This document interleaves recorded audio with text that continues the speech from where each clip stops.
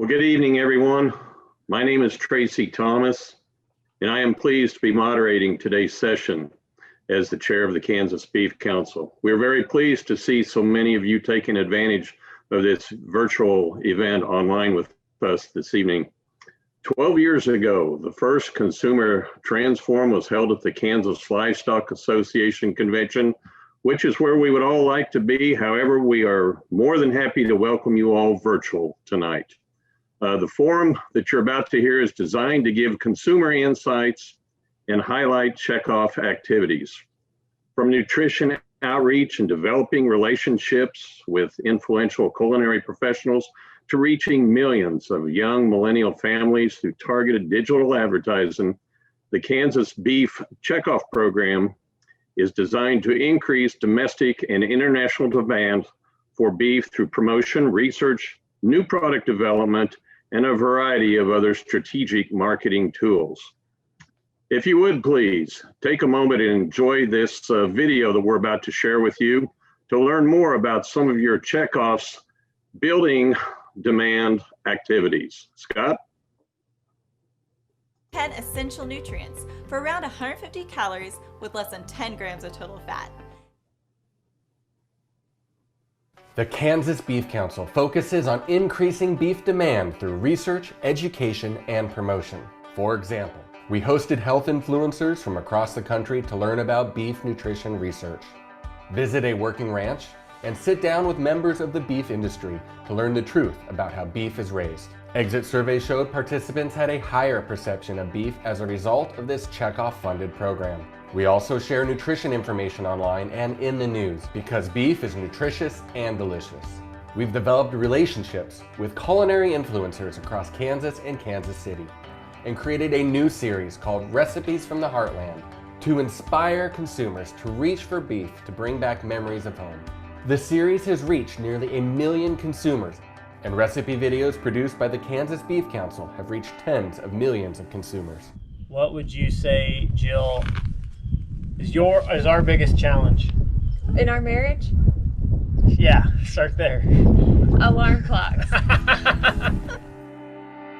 And when people were stuck at home during the pandemic, Kansas ranchers opened up their homes to consumers across the state with virtual tours produced by the Beef Council to show a first-hand glimpse into how beef is raised from pasture to plate.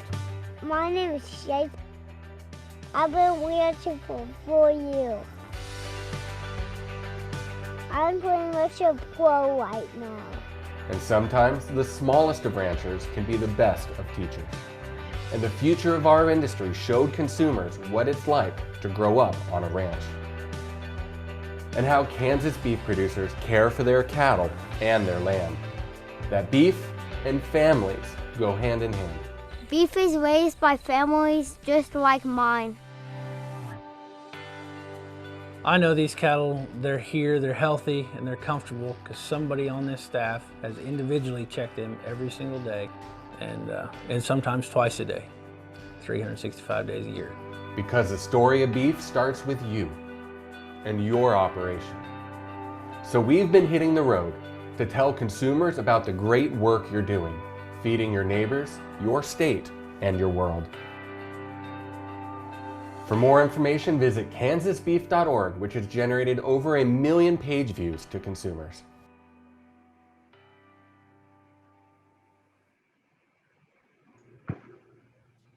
Thank you, Scott. That's a pretty incredible video. This is an example of the types of material that your staff at the Kansas Beef Council creates in-house. What an incredible return on investment for your dollar per head checkoff.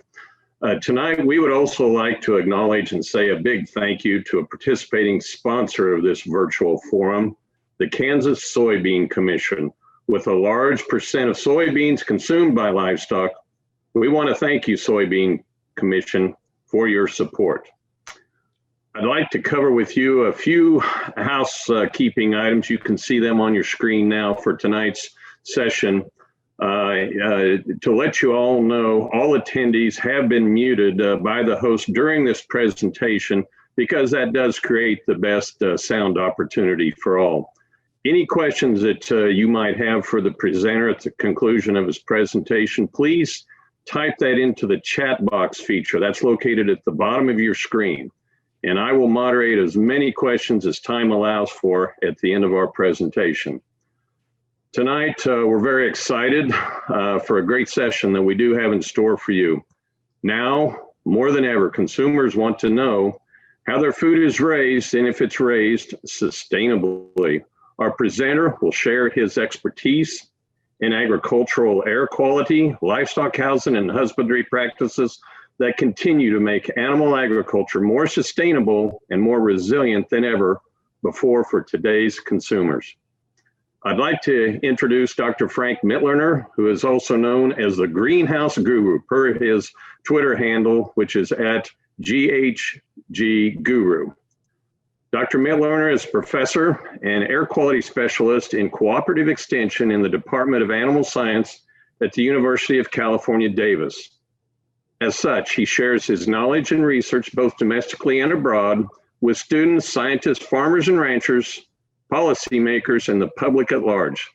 Dr. Mitloehner is also director of the CLEAR Center, which has two cores, research and communications. The CLEAR Center brings clarity to the intersection of animal agriculture and the environment, helping our global community understand the environmental and human health impacts of livestock so we can make informed decisions about the foods we eat and while reducing environmental impacts. Dr. Mitloehner is committed to making a difference for generations to come. He is passionate about understanding and mitigating air emissions from livestock operations, as well as studying the implications of these emissions on the health of farm workers and neighboring communities. In addition, he is focusing on the food production challenge that will become a global issue as the world population grows to nearly 10 billion people by the year 2050. Dr. Mitloehner received a Master of Science degree in Animal Science and Agricultural Engineering from the University of Leipzig, Germany, and a doctoral degree in Animal Science from Texas Tech University. Dr. Mitloehner was recruited by UC Davis in 2002 to fill its first ever position, focusing on the relationship between livestock and air quality. Without any further ado, ladies and gentlemen, please sit back and enjoy the presentation, and please join me virtually in welcoming Dr. Frank Mitloehner as our presenter. Dr. Well, thank you very much, Tracy. I greatly appreciate the opportunity to talk to you here today.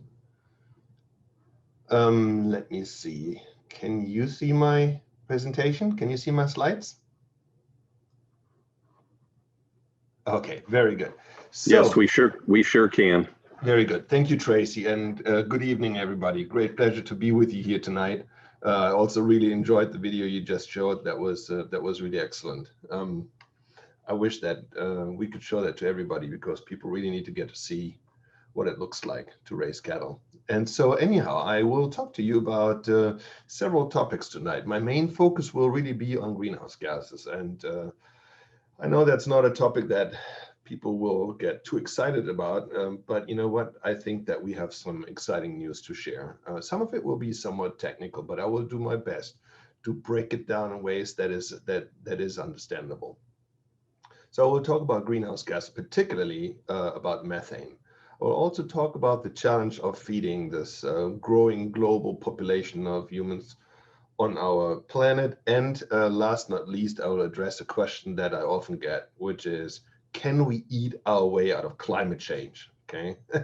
And like it or not, whether or not this topic is one that you are particularly fond of, it's not as important as if you are. What is important is many of the people who buy from you, they are very drawn to this. It's the McDonald's, the Burger Kings, the Sam Clubs, the Costco's, and so on, who are asking questions on sustainability. Before I get started with my discussion, I just wanted you to know this.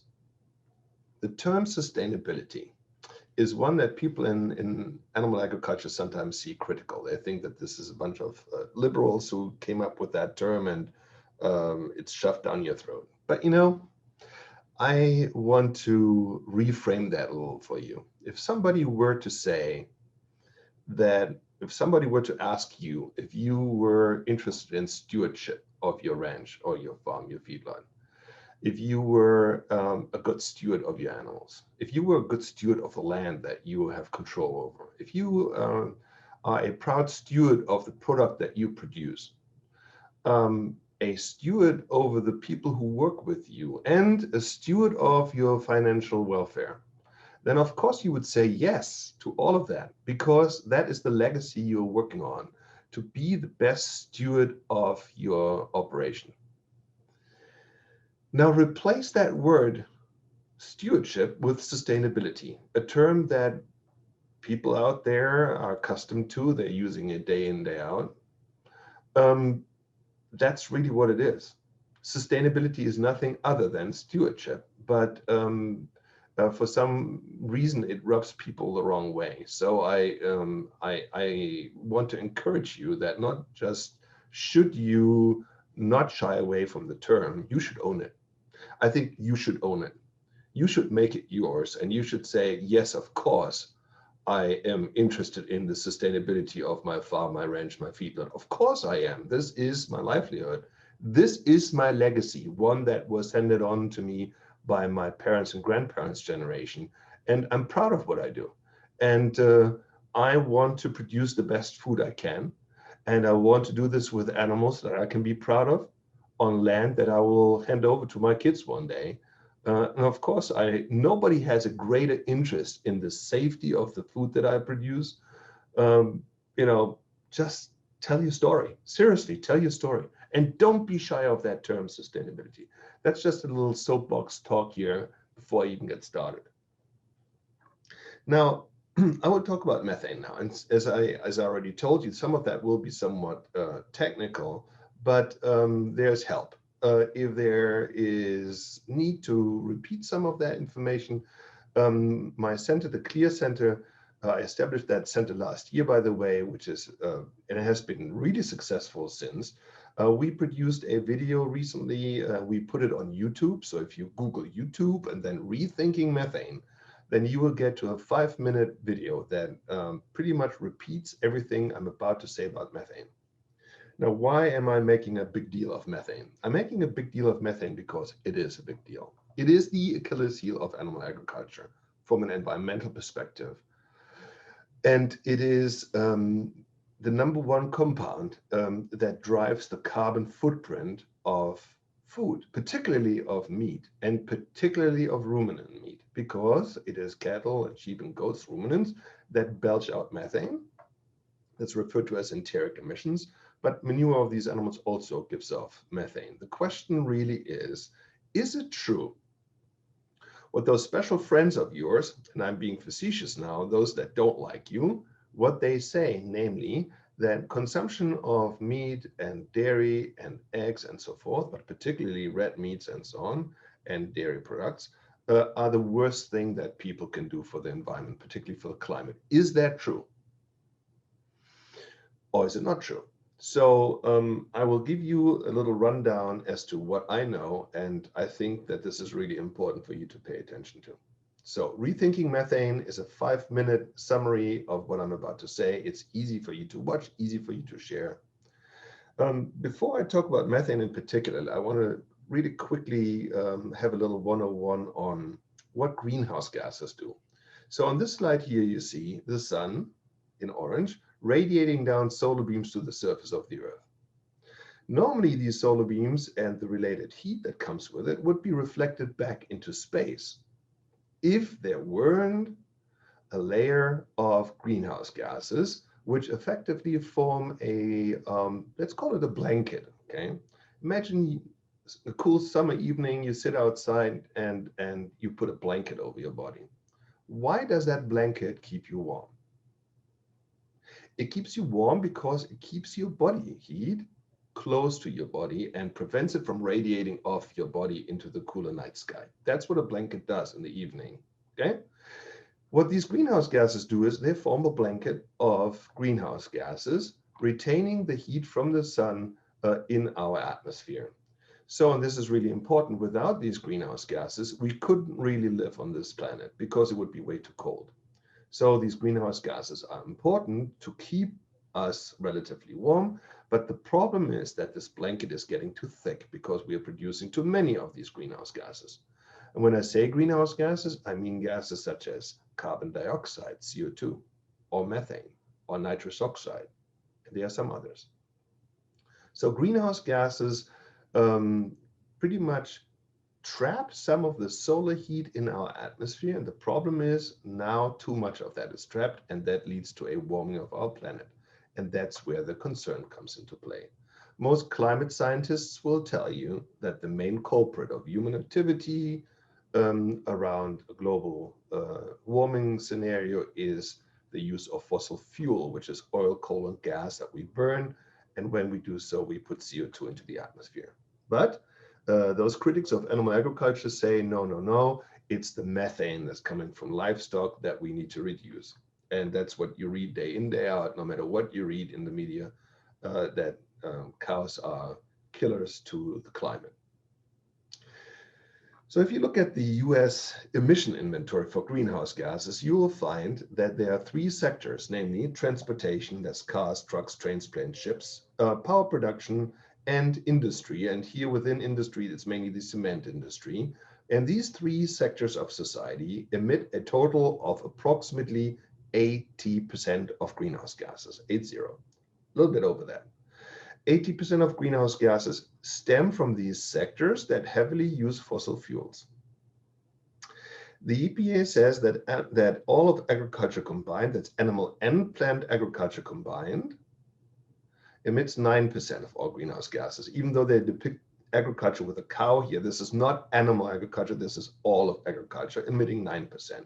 According to the EPA, animal agriculture alone, that's beef and dairy and sheep and goats and poultry and everything, animal agriculture alone, 3.9%. That's the official number that the EPA has for animal agriculture in the United States. So when you hear in the media the comparison of transportation to cattle, let's say, and you often hear that, or when you hear livestock emits more greenhouse gases than the transportation system and so on, then what the people who write that are really saying is that animal agriculture globally, not in the US, but globally, emit more greenhouse gases than the transportation sector. And even that comparison is wrong, because the ways of measuring the global carbon footprint of livestock versus the global carbon footprint of transportation, the measurement approaches are different. So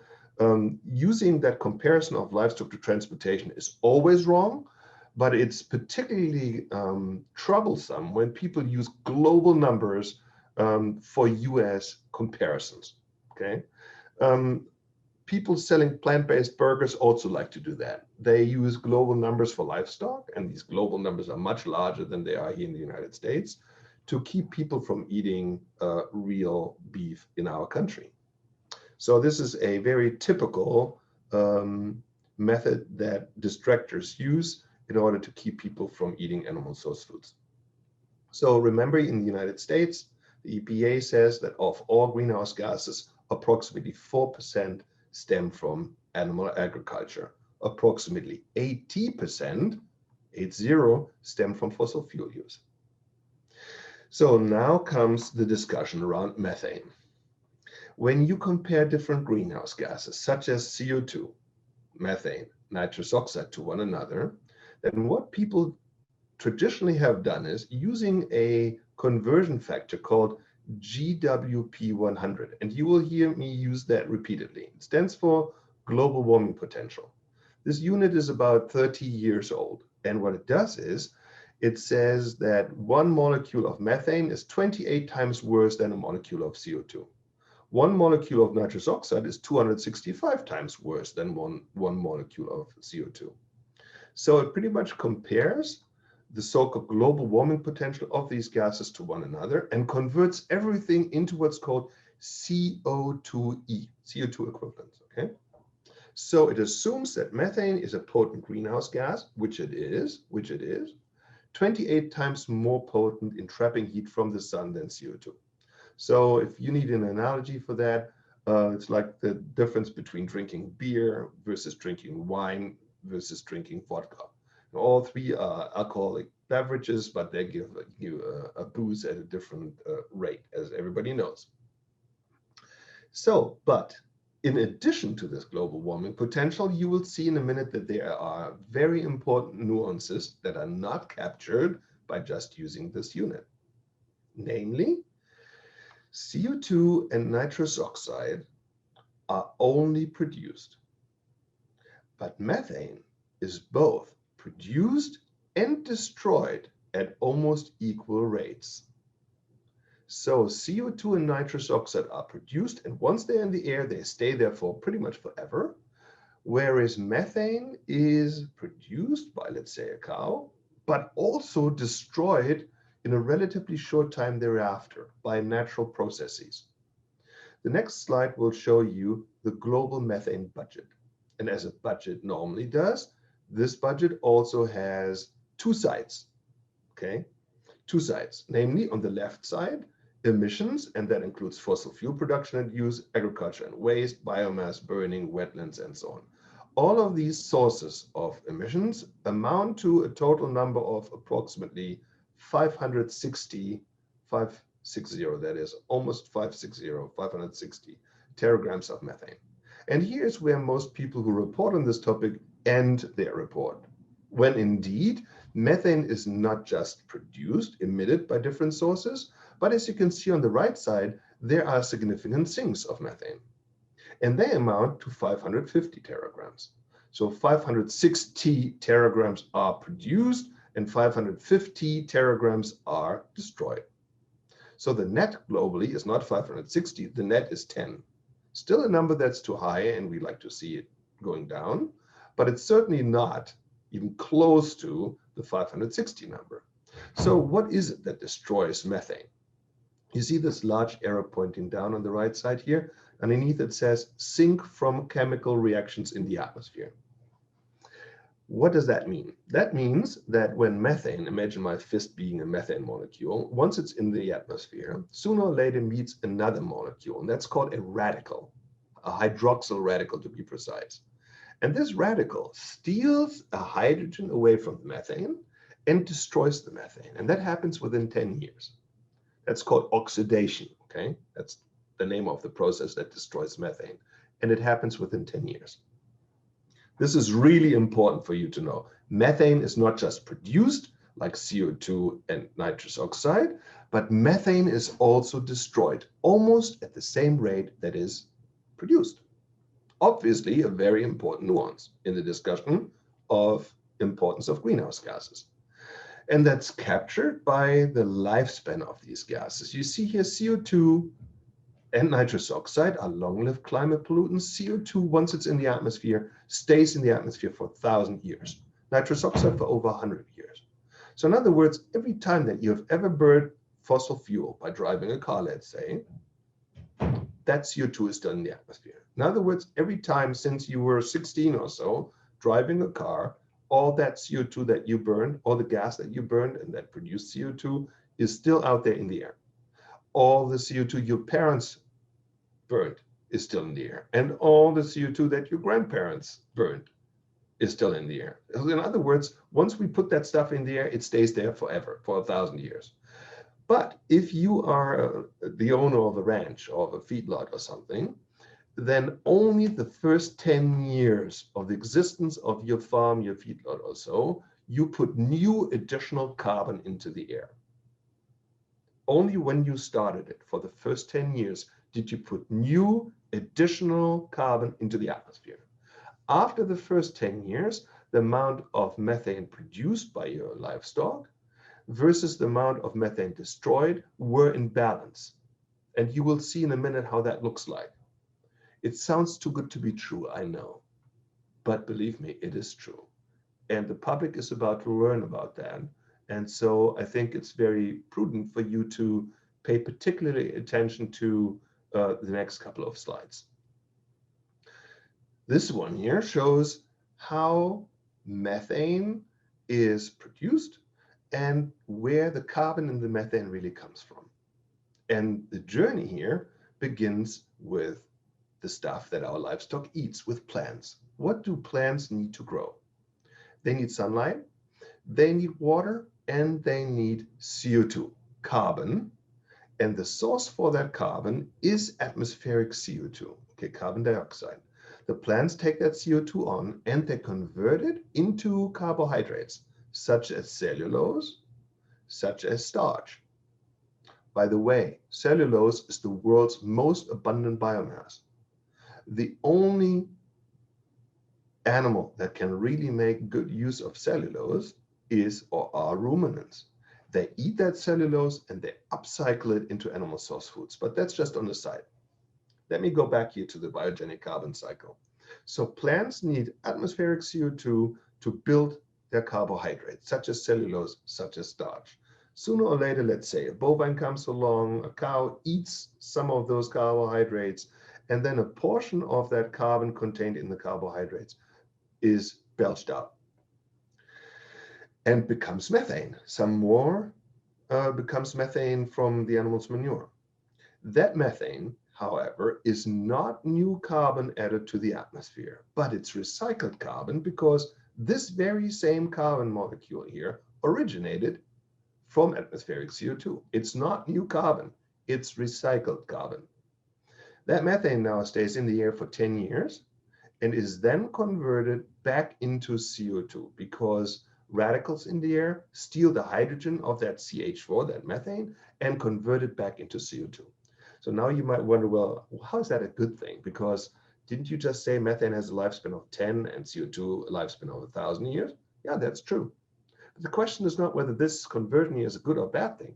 The question here is, does a constant livestock herd, for example, in Kansas or in California or in the United States, a constant livestock herd, does a constant livestock herd add new additional carbon to the atmosphere and hence new additional warming? And the answer to that question is no. A constant livestock herd produces a constant amount of carbon, hence a constant amount of warming and not increasing warming. And this is really important. So this carbon in that methane is recycled carbon. It came from atmospheric CO2, and that's what it will go back into. And then that CO2 will become part of the CO2, the CO2 pooled in the atmosphere from where plants suck or assimilate new carbon for photosynthesis. So this biogenic carbon cycle here is a cyclical process. It's going around and around and around. And unless we increase herd size of our livestock, we are not adding new additional carbon. And you will see that in the next couple of slides. This is in sharp contrast to what happens when we produce greenhouse gases from fossil fuels. What are fossil fuels? Fossil fuels are things such as oil, coal, and gas. That's pretty much pure carbon. And fossil fuels originally were plant material and animal material. They decayed a long time, they died, they decayed, they fossilized a long time ago, and they accumulated in the ground. We extracted them in the oceans, on land. We extracted those fossil fuels over the last 70 years at a rate whereby now we have taken about half of all fossil fuels out of the ground that were stored therein. That's a massive amount of carbon that we, during a very short period of time, have taken from the ground, and we've burned them, we have put them into the atmosphere. And that, ladies and gentlemen, is the main culprit for human activity on climate change. Namely, that we take all that carbon out of the ground, we are burning it, and we are putting it into the atmosphere. This is the main culprit, by far the main culprit, responsible for at least 80% of greenhouse gases associated with human activity, both in developed countries and also throughout the world. Here you see a direct comparison of the fossil fuel related greenhouse gases on the left side versus the cow's carbon cycle on the right side. On the left side, you see that ancient carbon that was stored in the ground for a long time gets extracted and therefore unlocked from the ground. We burn it and then we put that carbon into the atmosphere. On the right side, you see CO2 being assimilated by plants during photosynthesis. Some of that carbon stays above ground. A lot of it goes below ground, where a lot of that carbon is stored, and that's referred to as carbon sequestration. A significant amount of carbon is stored in plants and particularly in soils. It's a very important biosystem function of livestock, that ranches, for example, store a boatload of carbon in the ground. So some of that above ground vegetation is then eaten by a bovine, let's say, and then the cycle that I just talked about of belching, putting methane out, that's then converted back into CO2, begins anew. So on the left side, you have a one-way street of carbon. On the right side, you have a cycle that goes around and around and around. And unless we add new additional animals to existing herds, we are not adding new additional carbon. And that is very important, because what we care about globally is not somebody producing carbon. What we care about is not to increase warming. That's what it's all about. It's not whether we increase CO2e or something like that, but whether we increase warming. That's what the Paris Climate Accord is about, that I'm pretty sure the US will join very soon, by the way. So this topic here will be big, and that's why I think it's really important for you to understand it. It is all about warming and answering the question whether constant livestock herds increase warming, yes or no. And the answer will be given to you in a minute. In order to really understand why the way that livestock has been mischaracterized over the last few decades as a significant contributor to warming can be explained by the present slide and the next couple of slides. So I start out by talking about CO2, carbon dioxide, okay? Imagine driving to work.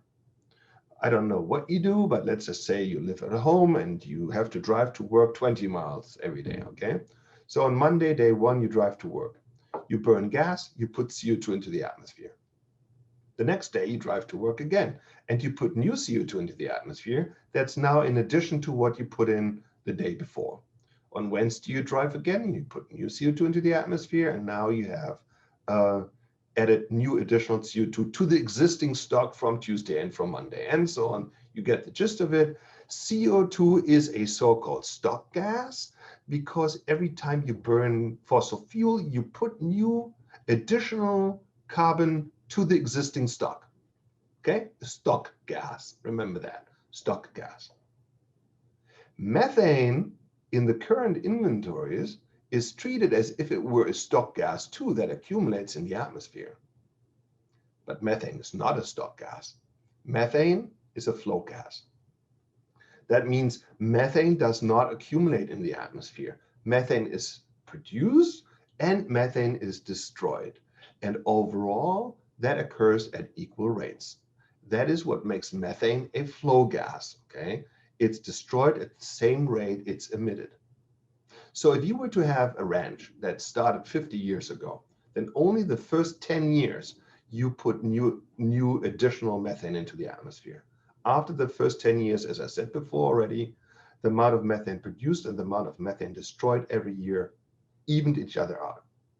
So to give you a little analogy here, imagine two bathtubs, okay? Two bathtubs. The first bathtub is one where you only have a tap, but no drain. Only a tap, but no drain. You turn on the water. What happens is the water level rises. It rises. It can only go up because you have no drain. That's what CO2 is, okay? It's like a bathtub without a drain. Methane is a bathtub with a tap and a drain. And at the same rate you put in water, you drain water out. And that is why the levels are not rising, okay? That's the difference between a stock gas versus a flow gas.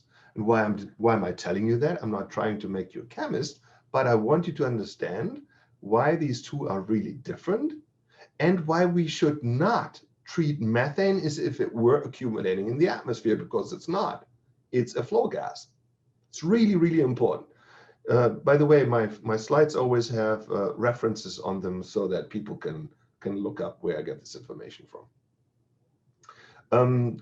Colleagues from Oxford University, namely and chiefly Professor Miles Allen from Oxford, in the UK was the first one really to shrill the alerts, saying, why are we treating methane the same way we are treating CO2 and nitrous oxide? When methane is not a stock gas, but a flow gas, we should not act as if methane were to have the same behavior in causing warming than those long-lived climate pollutants. So they wrote a lot, and I wrote a lot. We all wrote a lot about this, and I think the tides are turning with respect to assigning the importance of methane on our climate. Methane, don't get me wrong here, methane is an important climate pollutant, but the question is, how does livestock contribute to that methane first? And also, how do changes of methane affect climate? Meaning increases of methane over time, decreases of methane over time, versus stable amounts of methane over time. So there's a lot of peer-reviewed literature on this now, but even relatively non-technical reports like the ones you see here on the left and in the center. I will now walk you through 3 scenarios. And these 3 scenarios are really important. I will show you how a stable and a decreasing amount of methane are depicted by this global warming potential, GWP 100 standard that has been used for the last 30 years, and why that's wrong, and how we can characterize these scenarios much better with a new unit. I know that gets a little technical now, but I think this is really, really important. So imagine over a period of 30 years, we're increasing methane by 35%. So for example, let's say Kansas has, I don't know how many cattle you have. I'm just saying a number now, okay? I know it's not true, but let's say you were to have a million cattle, and you decide over 30 years that you want to increase your herd, and now you have, not a million, but now you have 1 point something million. Over 30 years, you increased your herd size. That would mean that you also increased methane, okay? And that would mean the top scenario here. The second scenario is one by which you either hold your herds stable or you even slightly reduce herd sizes over 30 years. And I'm pretty sure that has happened in Kansas, like it has in most of the United States.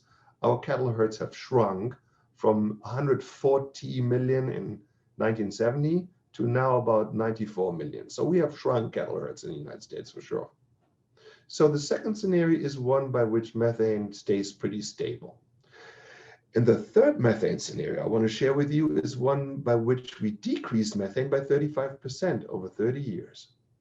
So get an increasing scenario, a stable scenario, and a decreasing scenario. How are they depicted with the current unit of GWP 100? All 3 scenarios, the increasing, the stable, and the decreasing scenario, are depicted by a strong increase of CO2 equivalent greenhouse gases, meaning an increasing, a stable, and a decreasing methane scenario over 30 years in all 3 cases are depicting as if they were to add additional, a significant amount of additional greenhouse gases to the atmosphere, as characterized by CO2e. So now my colleagues from Oxford and others said, this is not real, this is not right. The top scenario is okay, but the other ones are not. And so they devised a new unit called GWP star. GWP star is actually based on GWP 100, but it's much more refined. And it actually looks at what methane, how methane directly affects temperature, how methane directly affects warming, and what changes over time due to impacts on warming. So GWP star and GWP 100 predict the same thing when you increase methane, okay? Namely, methane is a strong greenhouse gas. If you increase it over time, that's bad for the climate because you increase temperatures. But because it's a flow gas, it's not just produced, but also destroyed. Something really interesting happens when you keep methane pretty stable. Namely, you now see no blue north of the x-axis, but you actually see a little bit of blue south of the x-axis, meaning when you have stable methane or even slight decreasing methane, then you don't have any what's called positive warming. Positive warming means actual temperature increases related to that stable methane. But if you actually manage to decrease methane, in this case here by 35%, what happens to warming? As you can see here, what happens to warming is that you don't have any additional warming whatsoever, but your warming is now south of the x-axis, and that means you have negative warming. And negative warming is a fancy word for cooling. Meaning if over 30 years, for example, you decrease your methane by 35%, just a number, then you induce a strong cooling effect. Now you will say, well, has this guy from California lost his marbles? How is that possible? I reduce methane and that induces cooling? Yes, it does. To give you an analogy, there are many governments in the world that are now funding, that are paying farmers to plant trees on their farms. Why would they do that? They do that for climate reasons. They say, these governments say, if our farmers grow some trees, then these trees pull carbon out of the atmosphere during photosynthesis. And that's true, trees do that, all plants do that. So what they are doing there is they are paying farmers to take carbon out of the atmosphere by planting trees, and that has a cooling effect.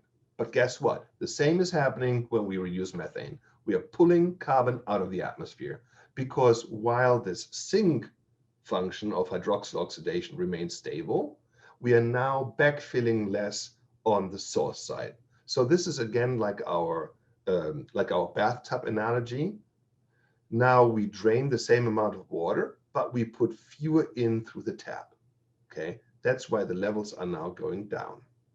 That's what happens when you reduce methane. Cool.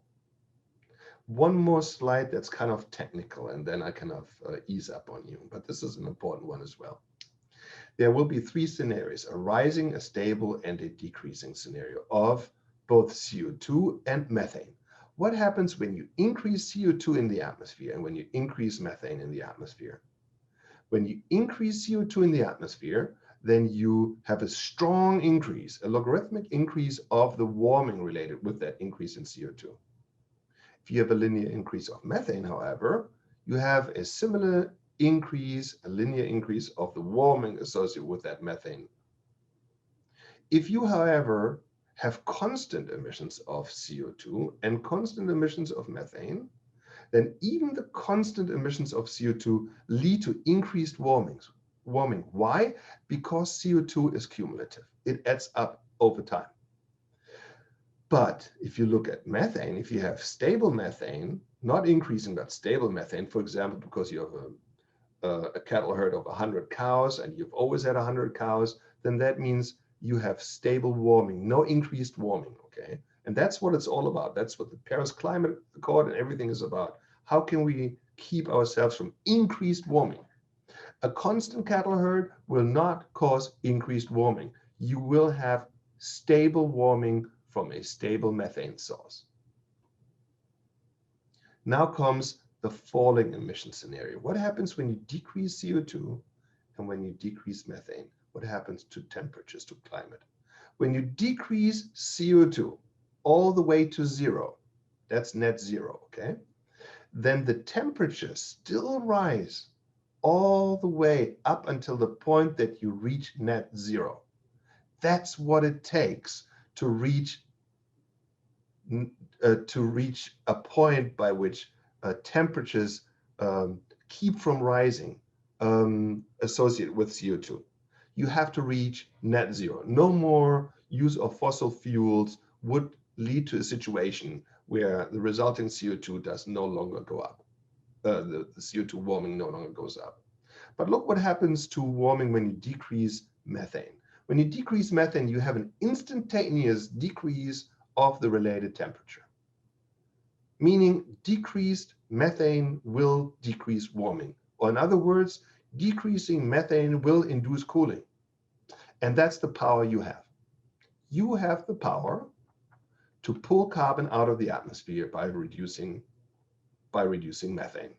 And that can be done through use of feed additives. It can be done through work on manure. It can be done through composting and applying of compost to working lands. There are many different ways of how that's possible. Here in California, we have a new rule, surprise, surprise, called SB 1383, mandating a 40% reduction of methane to be achieved by the year 2030. So pretty soon, 2030, 40% reduction. And at first our farmers went wild when they heard that proposition. Now we are a few years after that law was passed, and to our surprise, our legislature did something really wise. Namely, they said, yes, we have an aggressive goal. 40% is an aggressive number, but instead of using the Kane approach of using rules, regulations, and fines, we will use the carrot approach, which means we are financially incentivizing reduction of methane. And they've done that. They've put about $500 million, that's a B, billion dollars, into technology to reduce emissions from livestock operations. For example, they incentivize the construction of anaerobic digesters for our dairy sector, for example, covered lagoons. And you see here some covered lagoons on a dairy. So they incentivize that financially, and not just the construction of these covered lagoons, but then also what happens with the resulting gases. So covered lagoons were incentivized to be built, and then biogas, of course, is being produced in these covered lagoons. You see them bulging out here. But that biogas is then not just burned and made into power, but they're taking this biogas and they're making it into fuel for semi-trucks. So this biogas is now no longer just off-gassing into the atmosphere because it's trapped under the top and used to be converted into fuel. And that fuel is then sold to the vehicle fleets in California, for example, semi-trucks, that now use this RNG, this renewable natural gas, instead of diesel. And because this is a double whammy of first not releasing gases on the dairy and now reducing fuel carbon emissions from vehicles, the state pays buku dollars for that. Okay? It's called the Low Carbon Fuel Standard credit. Hugely attractive to the dairy industry. There are dairymen who have told me that this income stream of converting biogas into renewable natural gas generates so many credits that they get more funding through that than through their milk. And that, of course, you can imagine, has caused quite some interest indeed. So 2.2 million metric tons are being reduced every year. That's methane. That means our dairy sector alone, and you know we have a significant dairy sector in the state of California. It's the #1 in the nation. Our dairy sector alone has achieved a 25% reduction of methane already. So of this 40% that we are supposed to achieve in 10 years from now, we are already over halfway there at 25 of the 40. So we're making huge progress, and I have no doubt that we'll achieve that 40% reduction. And what that means, I want to remind you what that means. A strong reduction of methane means this. Look at the bottom right here. That's what it means. When you reduce methane by 20, 30, 35%, something like that, you are pulling carbon out of the atmosphere. You are inducing a cooling effect. So you shouldn't tell people, cows can cool the climate, but what you should tell people is reductions of methane will lead to a cooling of the climate. And our sector in animal agriculture can reduce methane. And by doing so, we can be a solution to the climate woes. And this is a total change in the narrative. I hope everybody is clear about that. So this is a big deal, okay? This is a big deal and one that can be achieved everywhere. You need to have incentives in other states like yours, but I think there will be incentives in the future because this topic here will not go away. A topic that was big in California is very likely to become big all over the United States, just like it is in Europe and so on. So I think that we have a very positive story to tell, and we have a great opportunity. People ask me, Frank, do you think methane is a super pollutant, they ask? And I say, no, methane is not a super pollutant. CO2 is a super pollutant because once it's in the atmosphere, it stays there for 1,000 years. That's a super pollutant. That's a big problem. But methane is a super opportunity because if we find ways to reduce it, we induce cooling. And that to me is a super opportunity. I will now talk to you about a different topic. It's called the 2050 Challenge. And it gets particularly the millennials really excited. What is the 2050 challenge? It's depicted on this slide. It shows the years 1750 to 2050, hence the name 2050 challenge. On the z-axis, you see the total human population on our planet. I just turned 50 recently, and when I was a little boy, we were right here at 3 billion people. Today, we are here at 7.6 billion people, or 7.8. And by the time I'm an old man, we'll be at 9.5 billion people. In other words, throughout our lifetime, human population on our planet will have tripled. We'll have 3 times more people on planet Earth throughout our lifetimes. But the natural resources to feed these people will not have tripled. If we're lucky, we might have the same amount of water and land and fertilizer and so on by the time we are old compared to when we were young. The 2050 challenge is also kind of a big deal because it doesn't occur throughout the world equally. You look at this orange area here, and that's the developed world. So developed countries such as Europe and the Americas and so on, human population is pretty stable. Whereas in the emerging and developing countries of the world, human population is going through the roof. By the way, not mainly a function of increasing, it's not that everybody is now having 10 babies or so, but it's mainly a function of increasing life expectancies. People get older, and everybody wants to get older, but cumulatively it means more mouths to feed globally. So that's the 2050 challenge. This is one of my favorite slides here. It shows an image, a satellite image of the world, and a circle over Southeast Asia, South and Southeast Asia. And this circle contains more people in it than the rest of the world combined. More people live inside the circle than outside the circle. Clearly one of the hotspots for food security in the years to come, but not the only one. While the area I just showed you will increase by around 40%, Africa will increase stronger by almost 50%. The Americas will be pretty stable, and Europe will slightly shrink population-wise. So we have 2 hotspots in the years to come. By the way, the main hotspot is clearly Africa. While there are hotspots in Asia, as you can see, Bangladesh and India, in Africa, there are many countries, all here depicted in red, that have a human population increase of over 100%, meaning every decade they double the human population in these countries. Every decade they double their population. As you can see, as you will see on another slide in a few minutes, those areas in red here are not just the areas with the greatest population increase, but they are also the areas with the greatest food insecurity, with the greatest issues around agricultural productivity. And that is a bad combination. I don't want anybody on this webinar here to think that I'm pointing fingers at others and say, we are doing things so great and the rest of the world doesn't, or there are certain countries that don't. Instead, I want to just get your awareness going that there are places that have significant challenges. We can be part of helping, assisting those areas. And if we chose not to assist them, then we shall not be surprised if they pick up and just go to those places where there's ample food available. And let me be clear, once these people stand up and go and walk and find other places to live at, there's no wall, there's no fence high enough that keeps those folks out. I'm a native from Germany. I can tell you 2 years ago, I visited Germany when within a 1 year period, over 1 million people from particularly Northern Africa and Middle East streamed into Germany and just overwhelmed all systems. It was unbelievable. I'd never seen anything like this. Huge challenge, enormous challenge, one that can happen all over the world. We have to address this 2050 challenge, and we can, as you will see.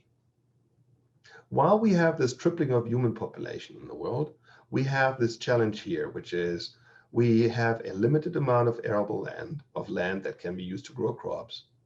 It's about 1/3 of all agricultural land in the world that's arable. 2/3 of all arable land in the world, 2/3 of all agricultural land in the world is not arable, it's what's called marginal. And that means 2/3 of all agricultural land in the world is marginal. You cannot grow crops, but the only thing that grows there is cellulose, is grasses. So what's the only land use of 2/3 of all agricultural land in the world? It's using ruminants. Without ruminants such as cattle, we would not be able to use that land for human food production. So that's a story that is hardly ever been told, but I think very, very important. If you Google my last name and Mittlöhner and then cows and climate, you'll find a large selection of videos that I produced, little 2-minute videos. And I think you'll find them educational. One of them is on land use, and you will see a little depiction I give that's very powerful. I don't have enough time today, but cows and climate, just Google it. So I use a dairy example to illustrate how productivity is linked to the carbon footprint of a cow. On the x-axis here, you see milk produced per cow per year. And on the y-axis, you see the carbon footprint of milk production. Each dot here depicts the milk production of a country in the world. We have about 200 countries in the world. You see many countries have dairy production with very little productivity. We're talking about many countries that produce between 500 to 1,000 kilos. So about 1,000 to 200 pounds of milk per cow per year. That's it. 1,000 to 200 pounds of milk per cow per year. And all of these countries on the left here fall into that category. They all have an extraordinarily high carbon footprint as a result, because the little bit of nutrients these animals eat is really needed to satisfy the maintenance requirements of those cows, leaving very little behind to be put into milk. And then you see there are many countries also that produce a lot of milk. And we are part of that. In fact, the United States is not part of this graph because we are producing way more than is depicted here. We are producing about 23,000 pounds of milk per cow per year, which is well over 10 tons. So the US is off the charts. In other words, there is a relationship between milk production per cow, or beef production, meat production per beef animal, egg production per chicken, and so on the one hand, and in this case, greenhouse gases, but environmental footprint.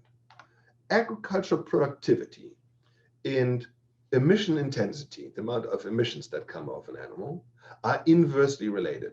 The more efficient you become, the more productive you become per unit of food produced, the relatively lower is the environmental footprint around that. So agricultural productivity and emission intensity are inversely related. When the one goes up, the other one goes down. This slide here shows a depiction of the carbon footprint of dairy throughout the world. You see here North America has the lowest carbon footprint of dairy production. You see 3 regions sticking out here, and that's Asia and Africa. Those are the places where they have the most inefficient animals, leading to the relative highest carbon footprints of milk production. The same graph could be shown for beef and for poultry and for everything else. These are the regions that really have the highest environmental footprint because they have the lowest efficiencies of food production. What have we done in the United States and other developed countries to relatively decrease our environmental footprint? We have learned to use 4 main tools. We have improved reproduction. We have improved the veterinary system by vaccinating and or treating animals for disease. We've improved genetics of animals and plants, and we have learned to feed more energy-dense diets. These 4 tools have allowed us to shrink our herd and flock sizes to historic lows, and that has decreased the amount of environmental pollutants to a large extent. This slide here shows different years from 1948 until pretty much today. And you see farm inputs very stable over the decades, but farm outputs have gone skyrocket high. This is really what sustainability is. Doing more, in this case, not with less, but doing much more with the same input, okay? This is what sustainability is. And this is what we're really, really good at here. And this is why we are the envy of the world in how we produce food. And this is what nobody in this country knows we do so well, because we are terrible at telling that story. I'll give you a few examples. First, dairy trends. Back in 1950, we used to have 25 million dairy cows in the United States. Today, we only have 9. So we used to have 25, now we have 9. And with this much smaller herd today, we are producing 60% more milk, meaning the carbon footprint of a glass of milk has shrunk by 2/3, by 2/3. On the beef side, we used to have 140 million beef cattle. Today, we have slightly over 90. So we have 50 million fewer beef cattle today, but we are producing the same amount of beef. I could go on and on and on with all the livestock and poultry species in this country. I'm not going to. But here you see again on the x-axis the years. You see in orange here slaughter numbers, beef slaughter numbers. They have gone down over the decades, but we are producing way more product with a much smaller herd. That is exactly sustainability, okay? Doing much more with less, leading to lower environmental impacts. One quick example of a country that is not known to be a developing country. It's an emerging country. They are producing about half of the world's pigs in China, 1 billion per year. And this is pre-African swine fever, what I'm about to say here, pre-African swine fever. So they're producing 1 billion pigs per year, half of the world's pig production. But what I find more staggering is that even in a country like China, they have a pre-weaning mortality of 40%. 400 million pigs in China never make it to the market because they die pre-weaning. And again, that's China, okay? India is much worse than China, and most African countries are an order of magnitude worse than that. So they are looking at us, they are looking at other developed countries, and are trying to figure out what they can do better in order to overcome potential food insecurity issue, food crisis, because they're heading that way. China will be able to buy its way out of there. Many other countries will not be. So there's a lot of work to be done. That's what I'm telling you here. In summary for this part, and then I have one more section that I can motor through pretty quickly. The IPCC, the Intergovernmental Panel for Climate Change, and many other organizations say that 70 to 80% of the world's livestock environmental footprint occurs in developing countries. So the developing countries are really the hotspot for livestock environmental footprint. There are drastic reductions of emissions possible and feasible, and there are multiple practices that we know help to reduce environmental footprints. Okay, we can help many of those regions in the world to do better with what they have and still satisfy all the nutritional needs. I already said it, production intensity and emission intensity are inversely related. So now I talk for a few minutes about a discussion that I oftentimes hear these days. One is, we're eating way too much beef. We just need to eat less beef, and that will have a huge impact on climate. The first question I have is it true that we have never eaten more beef than we do today? Let's look at the data. This slide here shows meat consumption from 1909 until pretty much recently. And what you see here is that over all these years, beef consumption has not really changed. You see it over the last 100+ years, beef has gone up by 0.6%. Total red meat actually has gone down slightly over the last 100+ years, but total meat consumption has gone up. So that's true. But what has gone up is chicken. 500% more chicken is consumed today than back in 1909. So it's not true that we are eating way more beef than we ever have before. This slide, I think, is an important one, particularly for those of you interested in nutrition. It comes from the NHANES data, that's a reputable source, and also from the USDA ERS. And so what in 2016, the USDA ERS said was that in the United States, we eat about 5.8 ounces of meat and poultry a day. The dietary guideline recommends 5.5 ounces. So we actually eat 5.8 ounces, and recommended to us is 5.5 ounces. I think most people would agree that's not a huge discrepancy. But now let's look at the graphs, at the actual data.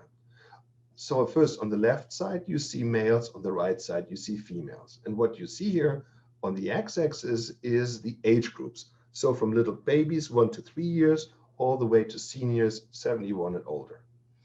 Each age group has a blue bar, and the blue bar shows the range of recommended protein intake. So you see here for example, for males, for boys, 4 to 8 years of age, you see there's a considerable range of the recommended protein that they eat. And then the orange dots are what actually is consumed here in the United States by boys and men on the left and girls and women on the right.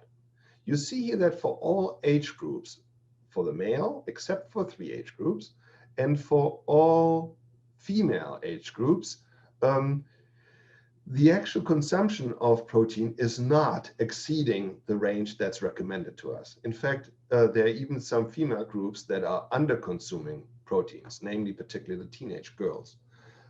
So the notion that we are drastically overeating protein and we must cut our protein intake because otherwise our health is going down the toilet is really not supported by the data. It is not supported at all. The notion of can we eat our way out of climate change is addressed on this slide. I hear that a lot too, that many of the activists out there say, yes, we can. A study was done where the researchers looked at an omnivore going vegan for 1 year. What would that do to greenhouse gases? And the answer was it would reduce greenhouse gases of that individual by 0.8 tons of what's called CO2 equivalents, which is greenhouse gases per year. So going from an omnivore to a vegan, 0.8 tons of a reduction of greenhouse gases. Contrast that to one flight from the United States to Europe per passenger, which causes 1.6 tons of greenhouse gases, meaning going vegan for 1 year would have half the impact of one flight from the US to Europe per passenger. The entire country going meatless Monday would reduce the carbon footprint of our nation by 0.3%. And the entire United States going vegan, all 330 million Americans going vegan, would reduce our carbon footprint by 2.6%. That's not nothing, but it's very little. I think most of us would agree. The scientists doing the study were very clear, though, that while this would have a measurable impact on carbon emissions, it would lead to a situation where we would not have enough nutrients to satisfy the nutritional needs of essential nutrients to the people living in this country. So sometimes I talk to some of those vegans because they kind of fascinate me. I mean, they have a really, really strong bias, a very strong filter, and they're completely convinced of what they do being the only real thing. At least their leaders do. But then they also tell me that they are very concerned. Why are they very concerned? Because of the following. This here is from the Vegan Society of the United States. They're very concerned because 84% of vegetarians and vegans in the United States abandon their diet after 1 year. 84% of vegetarians and vegans in the United States stay vegan for only 1 year. And that means for every one active vegan in this country, there are 5 former vegetarians and vegans. It is the least attractive dietary form out there. And the retention rate of veganism, particularly veganism, is extremely high. What's missing, whether it's taste, whether it's nutrients, I don't know, but something must be missing. If you ask me what the greatest environmental footprint is that our entire food system has, it's clearly depicted on this slide. It is the food we don't eat. Food waste and food losses amount to 40% of all food we produce in this country. 40% of all the food that we grow in the United States goes to waste. 40% of all the food grown throughout the developed world goes to waste. And believe it or not, 40% of all food produced in developing countries goes not so much to waste, but is lost before it even hits the markets. The 40% food loss and food waste number is one that's global. And that is one that's a travesty. And that is one that we all should agree, regardless of whether we are vegans, vegetarians, omnivores, carnivores, I don't really care. We should all agree that this is absolutely unacceptable and can be helped. So with that, I know I spent a very wide range of topics, and I did so intentionally. I hope that that spurred some questions. I thank you very much for your attention, and I'm happy to entertain any questions you might have. Before I end here, just really quickly. If you're not on Twitter, you should be on Twitter. And once you're there, follow me. GHG Guru is my handle. My center has a Twitter presence, UC Davis Clear. I have a blog that many find quite interesting, entertaining. Many journalists pick up my stuff there. And my center is on the internet. My webpage is clear.ucdavis.edu. So with that, I thank you very much for your attention, and I'm happy to entertain any questions that you might have. Dr. Milliner, thank you very much for your presentation. I'm just tracking the number of participants, and we got the same number of people that started out with. You do it. This is obviously a fascinating subject matter to all of us, and we appreciate your presentation. I'll remind everybody on this presentation. At the bottom of your screen is a chat button. We've got some time for some questions for Dr. Milliner, so please feel free. I've got several questions already, but if you have a question you'd like to ask, please feel free to get that into us. Dr. Milliner, one of the questions that has come in from the attendees, when you look at upwards of 80 million head of bison that were roaming North America some 300-400 years ago, and the amount of greenhouse gases that those bison were producing, how would you contrast that number with our beef and dairy population today? Yeah, so good question. So first of all, we don't have to go back that far, okay? It's not even 300-400 years ago. It was 150 years ago. Around 1870 or so, we had anywhere between 60 to 80 million bison, and we had about 40 million antelope. So approximately 100 million large ruminants grazing here in North America, not in the United States. And so today we have 90-something beef and 9 million dairy cattle. So we have, again, approximately 100 million large ruminants. And your question is well taken. The enteric emissions, meaning what those animals belch out of those wild ruminants historically versus those domesticated today, are very similar. The difference might be that for our livestock today, we're also producing some feed. Some of that needs fertilizers and so on, and the production of fertilizers and the use of tractors and so on puts out some additional greenhouse gases. But overall, the animals themselves, historically versus today, the domestic ones, put out a very similar amount of greenhouse gases. And that has already been published. There's scientific literature on there.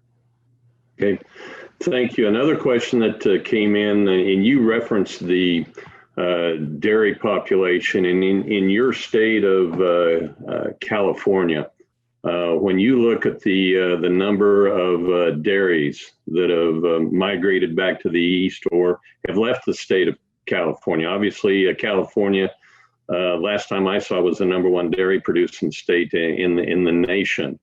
A lot of the regulations, a lot of the science that you've just described, is there an impact to the dairies that have moved back to the east? And is there something that the beef producers need to take note of? So first of all dairy states are bleeding dairies. Okay, so there are whether you go to New York or Wisconsin or Pennsylvania, I mean, they're losing 10% or so of dairies every year right now. California has also lost dairies. California has not lost cows. So while some dairies leave the state and go elsewhere to Idaho, to Texas and other places, the others just gobble up the cows. And so our cow population has not changed. When our dairies leave and they sell their operation here, they are cashing a lot of money because our land here is worth a lot.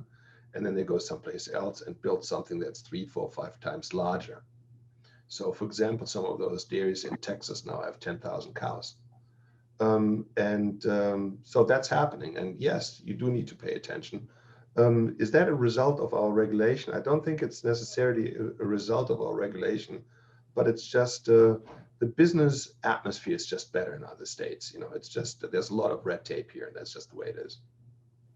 Should beef producers have that on the radar? Absolutely, you should have that on the radar. You should absolutely have what I just talked about on the radar, okay? And I don't care whether you individually believe in climate change, in greenhouse gases and so on. That's not as important as the fact that the people who buy your beef, they care. For example, McDonald's in Canada said, from now on, we only buy sustainably raised beef, period. And everybody scratched their head saying, what in the world does that mean? Do I produce sustainably raised beef? I don't know. So all of a sudden, a move by a major player like McDonald's has put everybody in a state of shock over there. So yes, you do need to pay attention to that, because the people who buy from you do, and they pass on those consumer demands and those NGO demands and so on. Very good. Dr. Mittlener, I read your written statement when you testified before the Senate Ag Committee last year in Washington, D.C.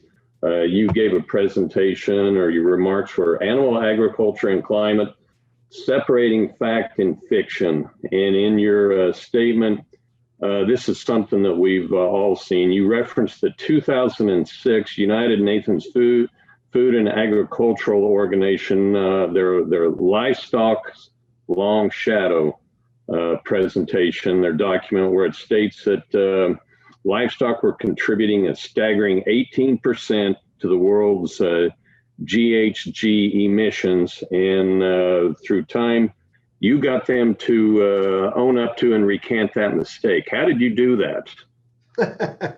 Well, that's my job. my job is to look at the craziness in the world, and where it comes to livestock, to help people see the light. So back in 2006, this Livestock's Long Shadow report said not just that livestock emits 18% of global greenhouse gases, but they also said that livestock produces more greenhouse gases than the world's transportation sector.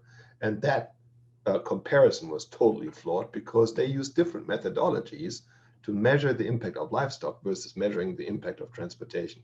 I proved that to them, and they took that back. And then later, I was named chairman of a FAO committee that developed global guidelines on assessing environmental footprint of the livestock sector. So I think really important is that when you see something is wrong, that you speak up, and that you engage, and everybody at their circles and at their level and so on. I do that at any level. I've done it to them. I've done it to Burger King. I've done it to others, where when I see something depicted that's wrong, I pipe up. And the Clear Center really helps me with doing that, because I have hired not just scientists to work with me, but also journalists.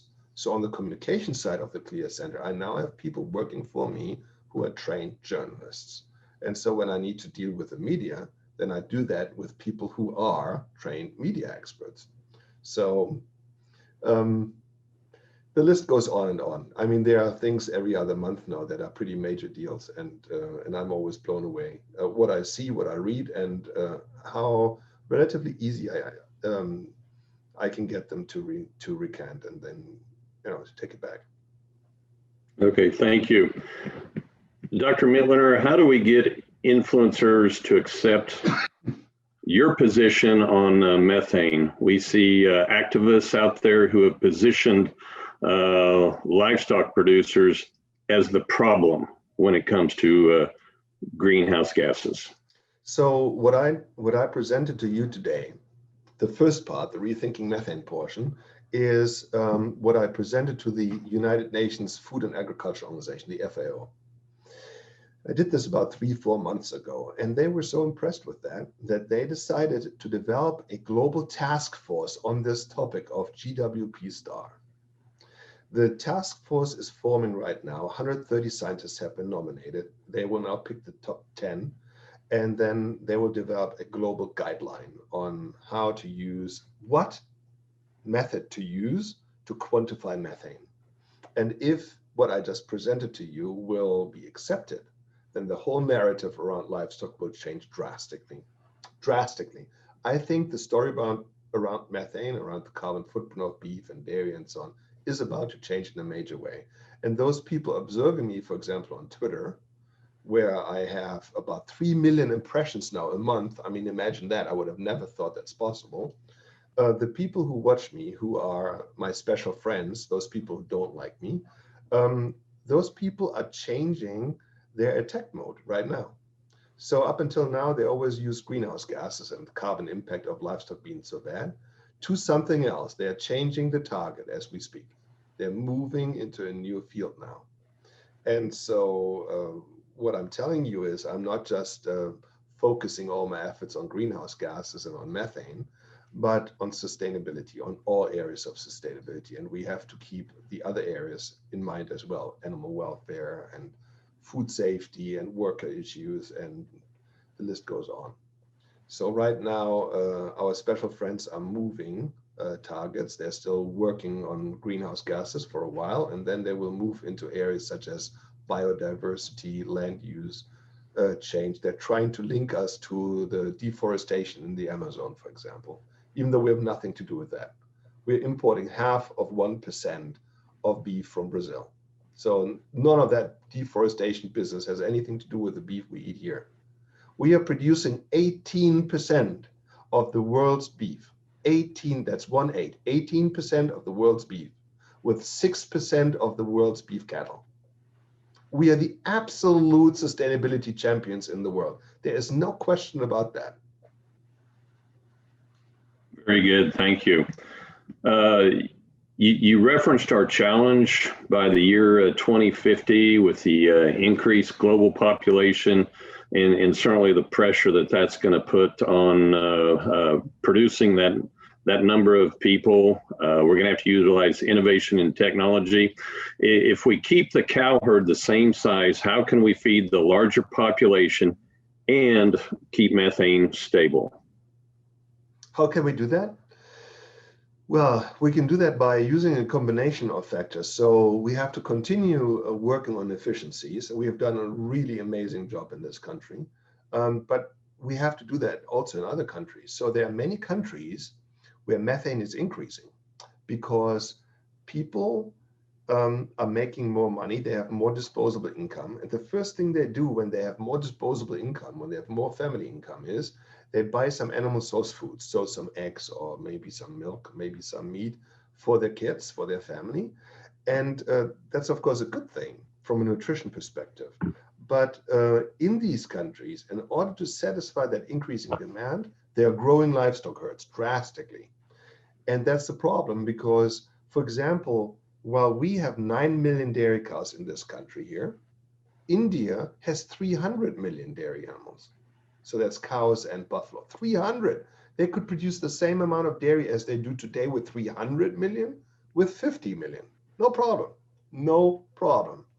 But then they would have to produce not 2,000 pounds per animal per year, but 10,000. And that's not a big deal. They can absolutely do that. I'm not proposing that the developing world will implement CAFOs or so, but there are many ways of keeping your animals healthy or getting them to be healthy, preventing disease by using vaccinations, deworming, and so on, by using better feeding management and so on, and that has drastic improvements as a result. We had a question come in, curious in your remarks about our fed cattle production and the type of diet we use in that production system, how that impacts the methane cycle and the efficiency of that production. So you mean feedlots? Yes. So in general, regardless of whether you have animals on a ranch or whether you have animals in a feedlot, they all have one thing in common. They're all vegetarians. They all eat plants. And while these plants grew, these plants sucked carbon out of the air during photosynthesis. So whether you have cattle on pasture eating, let's say, grasses and legumes, or whether you have cattle in a feedlot eating plants that while they were alive also assimilated carbon out of the air, that's very similar. The difference is that feedlot fed animals might also consume feed that was fertilized and treated with herbicides and so on. And that net portion there of maybe chemical fertilizers, herbicides, and so on, that would have a greenhouse gas difference as a result. But what's a real advantage of the feedlot system, if you can compare feedlot finished versus grass finished animals, then the feedlot finished animals will finish much sooner compared to the grass finished animals, 14 to 16 months of age versus 28 or so to 30 months of age. The shorter lifespan of the feedlot finished animals has a profound impact on its environmental footprint, particularly the carbon footprint. And what animals eat in a feedlot doesn't really lend itself to methane production, because the methane forming microbes in the rumen need roughage to produce methane. And the feedlot diet has very little roughage, 80–90% concentrate. So they don't really produce that much methane in a feedlot. So people criticizing feedlots, they should really look for other arguments, not necessarily the carbon footprint, or else they make themselves a fool. You showed the slide with the 40% of wasted food production, which is an absolutely staggering number. What are your thoughts on how we can reduce that? Well, there are many reasons as to why that happens. For example, one reason is here in the United States, you have a sell-by stamp on each food item.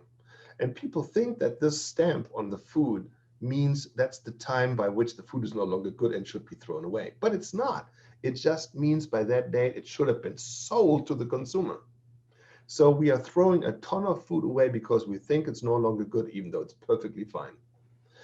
Many supermarkets really hesitate to hand stuff that has reached the sell-by date to, let's say, homeless or food banks or so, in fear of being sued if something goes wrong. If somebody eats it and gets sick, they are afraid of getting sued. So they'd rather put it into they'd rather send it to a landfill. You know, that to me is just terrible. Go into a restaurant with your family and order a meal. I mean, the portion sizes are unbelievable. They're just unbelievable. I mean, I'm a good eater, but what I'm being served when I go to a restaurant is sometimes just it's unbelievable. We are being served meals that are way too big. Oftentimes the dessert has the calories that we should eat in a day. And we really have to think about that. Not just because it's leading to a lot of wasted food, but also what it does to our bodies. We're just eating too many calories. And in many cases, too much energy dense diet and not enough nutrient dense diet. Okay, well, very good. As we're getting close to 8:30 Central Time, we're just about to conclude here.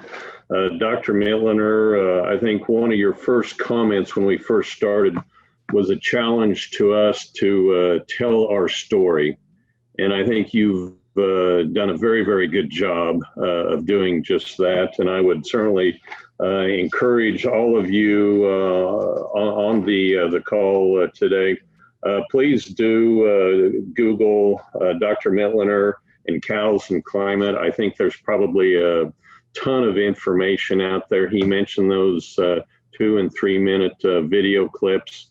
I think we did reference, I've been getting some notes here in regards to the livestock long shadow report that I referenced earlier. That's data that is 16 years old.